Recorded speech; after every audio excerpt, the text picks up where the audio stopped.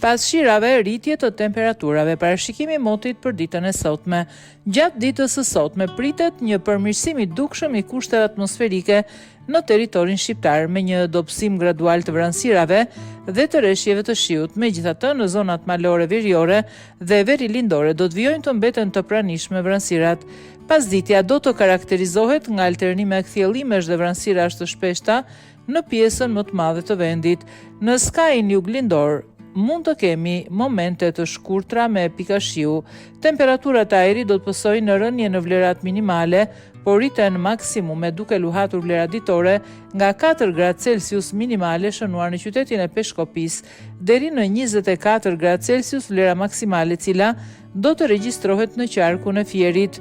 Era do të fryejë lehtë dhe mesatare, duke arritur shpejtësi maksimale deri në 35 km/h nga drejtimi veri perëndimor, duke krijuar në brigjet detare dallgëzimin 1 deri 2 ball.